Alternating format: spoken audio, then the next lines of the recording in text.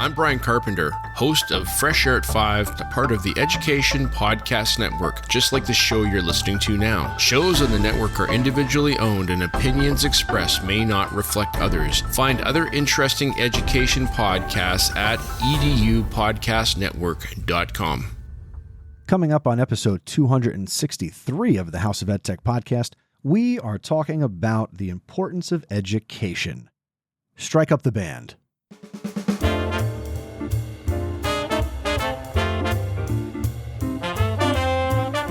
Welcome to the House of EdTech. My name is Chris Nesi.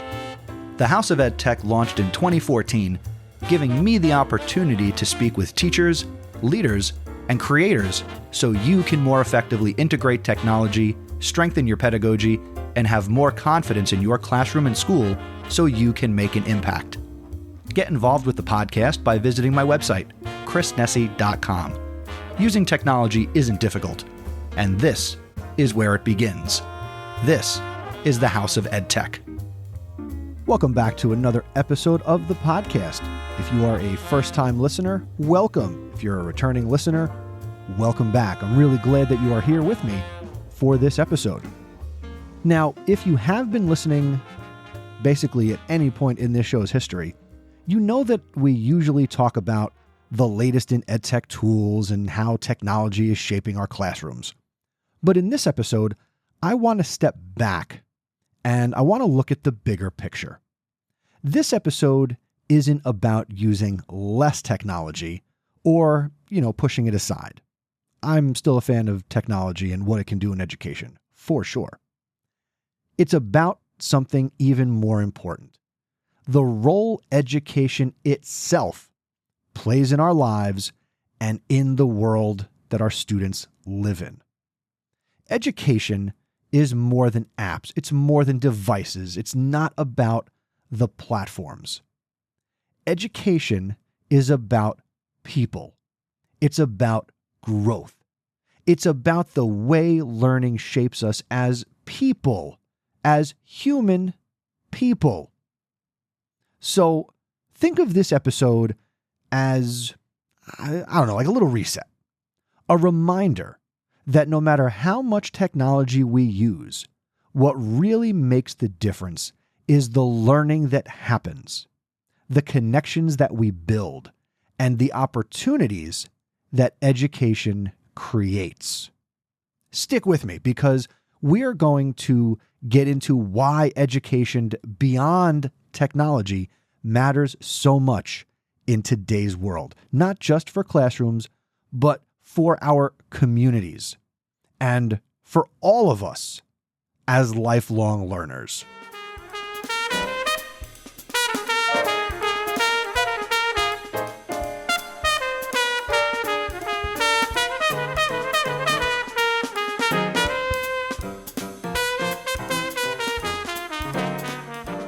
For this episode's EdTech Thought, I want to talk about education.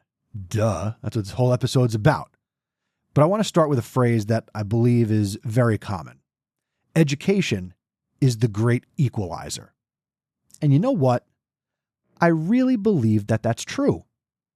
When we zoom out and look at education beyond all the gadgets, all the apps, what are we left with?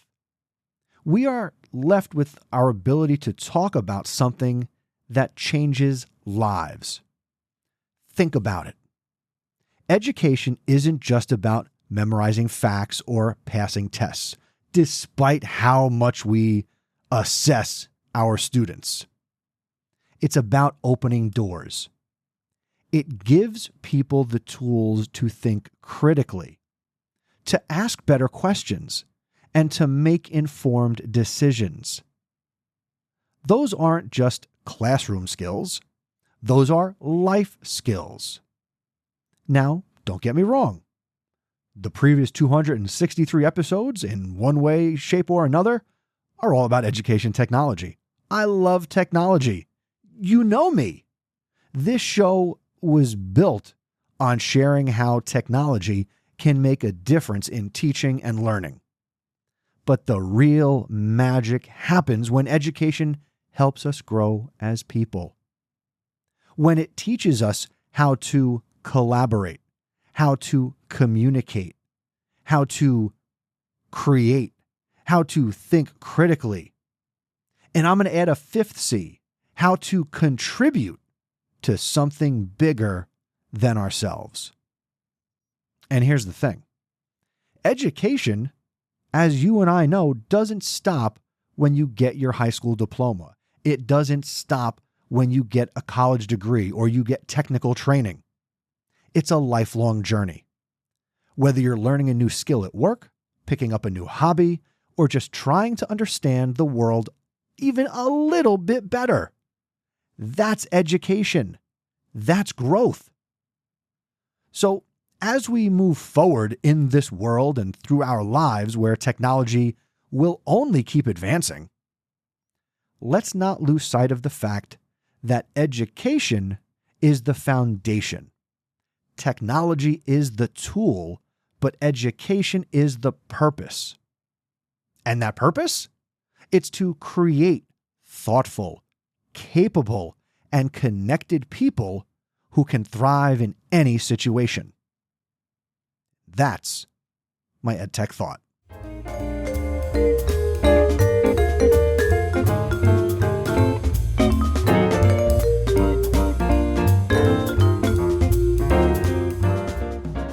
All right, it's time for this episode's House of EdTech recommendation. And today, in keeping with the theme of this episode, I do want to share something a little different, and it is not a tool or an app, but I want to recommend a book. The book is called Educated by Tara Westover. Now, if you haven't heard of this book, this is Tara's memoir about growing up in a family that didn't believe in formal education. She didn't set foot in a classroom until she was 17. But through an incredible journey of self-learning, resilience, and eventually pursuing higher education, she completely transformed her life. What makes this book so powerful is that it shows education in its most raw form, not just as a system or curriculum, but as an opportunity to change who we are and what's possible. Tara's story reminds us that education isn't only about school buildings, tests, or technology. It's about access, it's about growth, and it's about the freedom that comes from learning and being educated. I think this book is especially relevant to the conversation in today's episode because it highlights the bigger picture. Yes, technology is amazing. AI is opening doors. There are new apps and websites coming at us all the time. But at its core, education is what helps us find our place in the world. So if you were looking for something inspiring to read, I highly recommend picking up Educated. Whether you're an educator, a parent, or you just happen to stumble across this podcast and you value learning, it's a story that's going to stick with you. I will have a link to this in the show notes, which are a swipe or a tap away where you're listening to this right now, or you can get the link to the book out in the show notes on my website, chrisnesi.com, and that's my House of EdTech recommendation.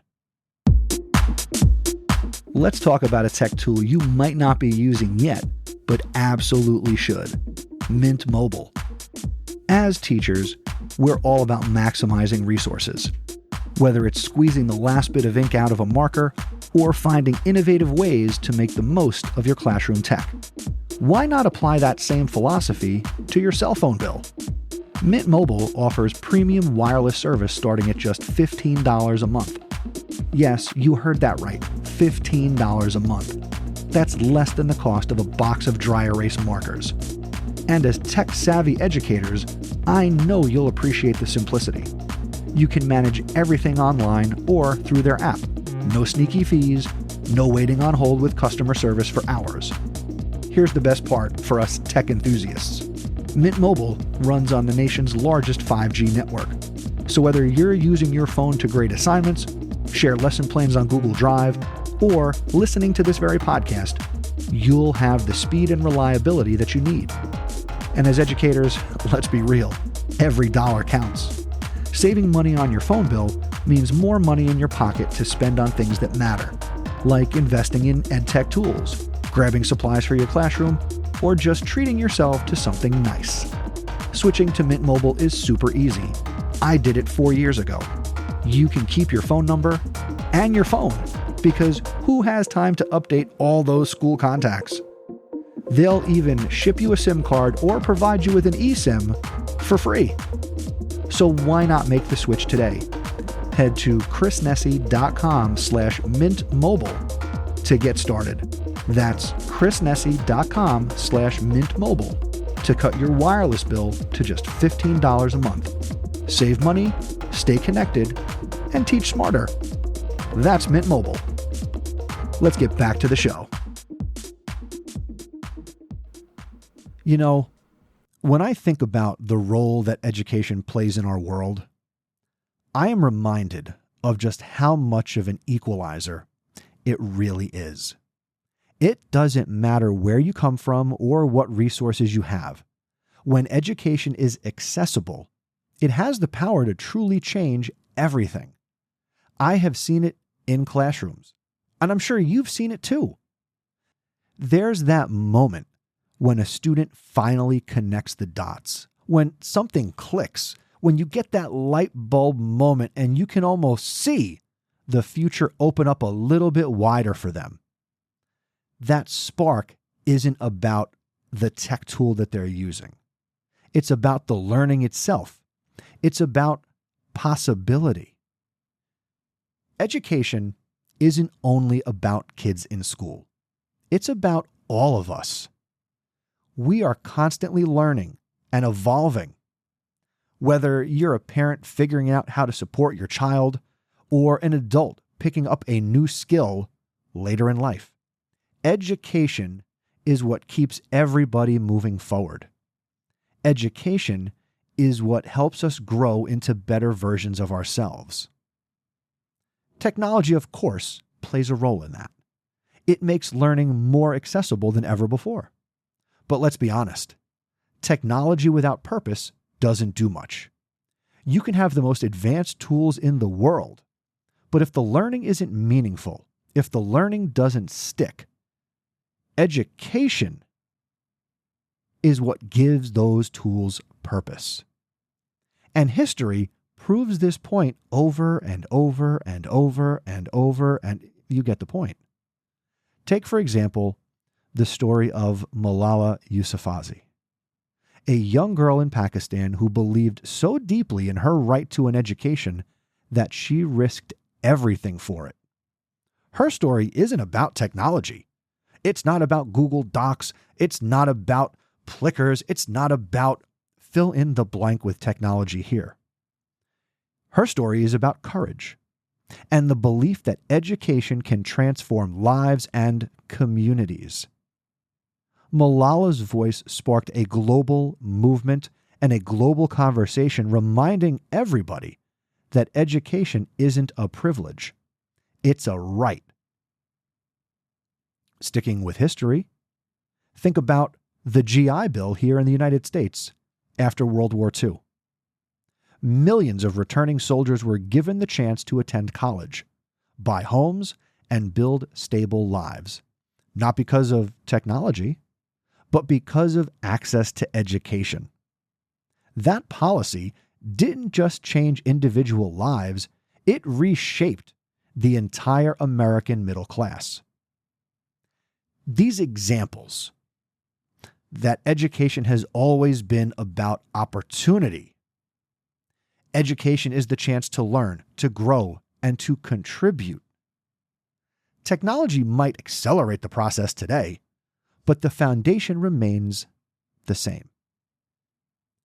I think about communities where education has lifted people out of poverty, or helped someone find their voice, or given people the ability to participate more fully as citizens.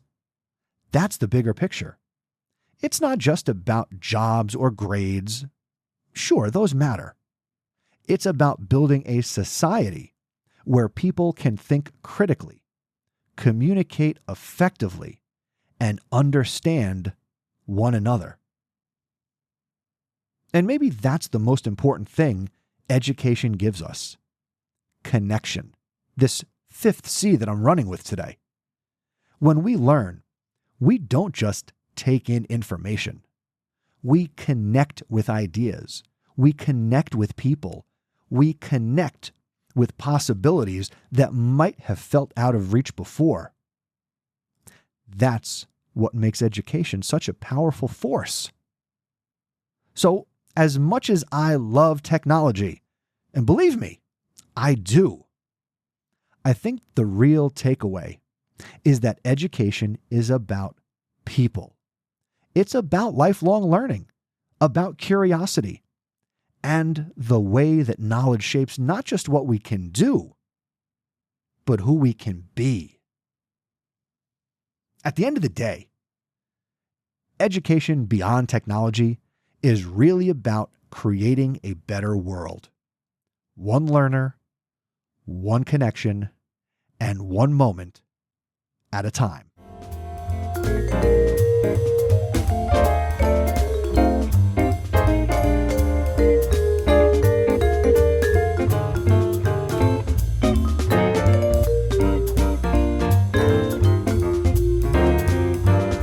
Before I go any further, let's take a minute and talk about what we can actually do with this idea of education beyond technology. Because it's one thing to talk about how important it is. It's another thing to live it out day to day, day after day. So here are a few practical ways we can all help make education more meaningful, whether we're in the classroom, leading a team, or just trying to keep learning ourselves. Tip number 1, focus on relationships first. Again, learning starts with connection. Before any app, device, or lesson plan can make an impact, people have to feel seen and supported. Whether it's greeting your students by name, checking in with a colleague, or asking your own kids about what they're curious about, those small moments build trust, and trust makes learning possible. Tip number 2, make reflection a part of the learning process. Technology can make things faster, but sometimes we need to slow down and really understand. Build in time for students, or even yourself, to think about what's being learned and why it matters. Reflection turns information into understanding. Tip number 3, model lifelong learning. When we show others that we're still learning, trying new things, reading, exploring new ideas, it reminds everyone around us that education isn't just for school. It's something we carry with us our entire lives. Tip number 4, use technology with intention, not obligation. It's easy to feel the pressure to use the newest app, the latest tool, but sometimes less is more. Ask yourself, does this tech make the learning deeper or just different? The goal isn't to replace good teaching. It's to enhance it. And finally, tip number 5, connect learning with the real world. The most powerful lessons happen when learners see how their knowledge applies beyond the classroom. Bring in those real-world examples. Tell stories. Bring in community voices. When education connects to real life, that's what makes it stick. So whether you're teaching, parenting, leading, or just learning for yourself, remember, it's those human moments that make education matter most. Technology can support that, but technology cannot replace it. So again, Those tips are: focus on relationships first, make reflection part of the learning process, model lifelong learning, use technology with intention, not obligation, and connect learning to the real world.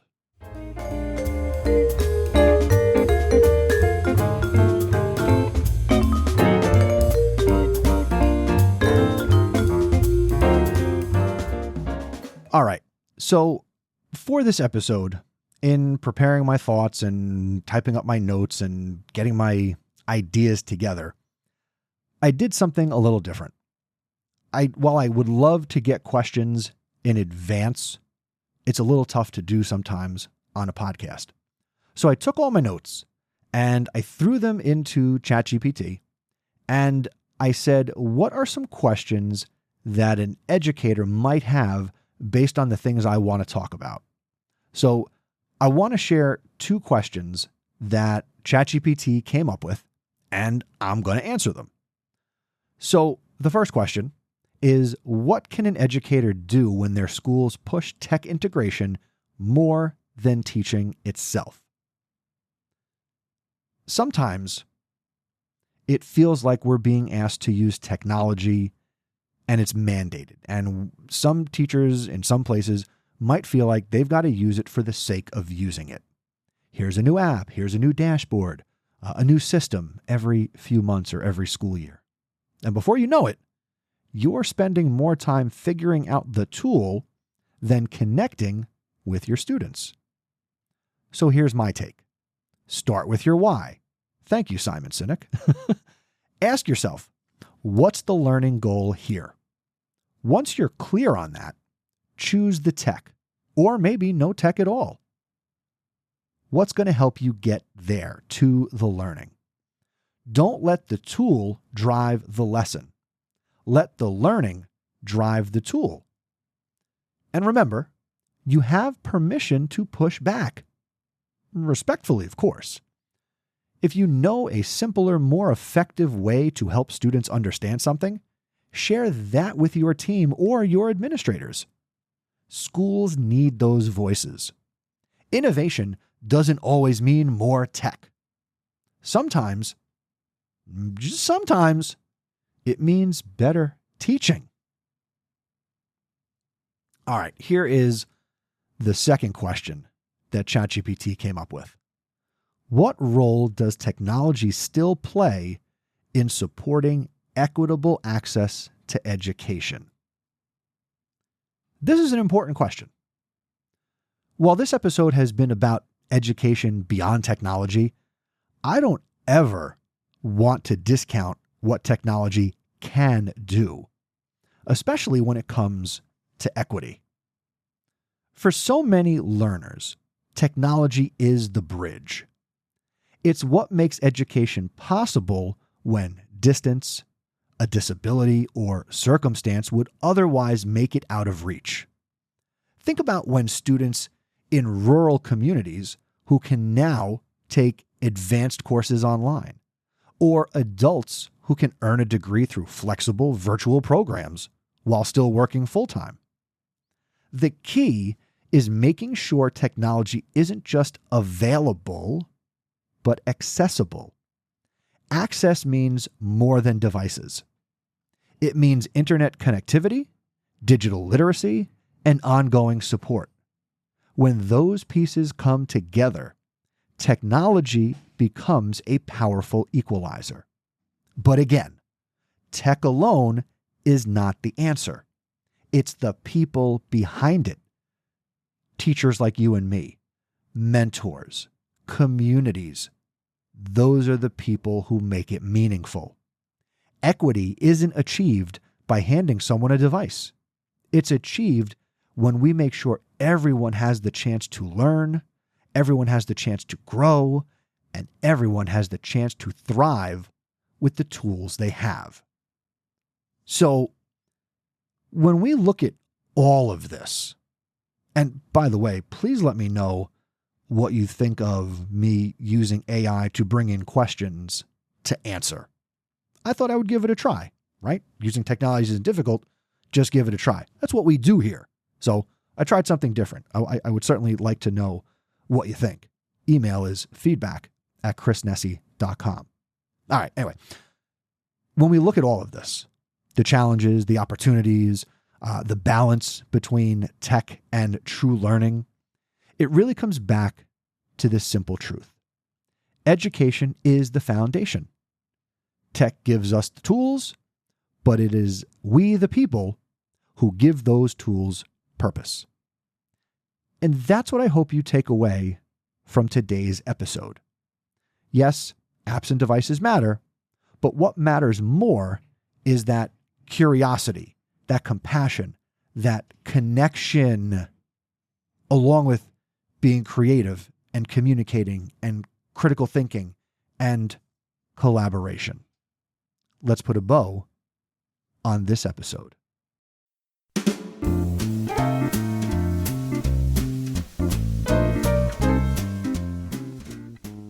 Thank you for listening to this episode of the House of EdTech podcast. Make sure to follow or subscribe wherever you're listening so you never miss an opportunity to grow your EdTech skills anytime, anywhere. That's the power of podcasting. Head over to my website, chrisnesi.com, for this episode's resources and more. Your feedback drives this podcast, so please email me feedback@chrisnesi.com. That's CHRISNESI.com. Or you can leave a voicemail, also on the website, chrisnesi.com/voicemail. I'd love to hear what's on your mind with regards to education and technology. If you think this episode could inspire a colleague or fellow educator, share it with them. That is the biggest thing you can do. Help me expand my reach and our EdTech community. And if you are finding value here, consider supporting the show at chrisnesi.com/awesome. I am so grateful for the awesome supporters that I have. Shout outs to Leo Calbush, Brian Carpenter, Aaron Cummings, Jeff Herb, and Matt Miller. Thank you for helping me do what I do. As we release this episode in the middle of October 2025, I want to let you know that I'm going to be accepting submissions for this year's House of EdTech Smackdown. If you're new to the program, this is where I invite you to submit your favorite EdTech tool, tip, website, something related to education and technology in Smackdown form. Now, it's not really a competition. We're not trying to beat the other people who submit stuff, but I have been doing this episode as the last calendar episode each and every year that I've been doing this podcast, going all the way back to 2014. So 2025 is going to be no different. So stay tuned for some more information about how to submit to this year's EdTech Smackdown. That information will be coming to you in episode 264. I really hope you enjoyed this episode of the podcast. And as always, I thank you for listening. I appreciate it.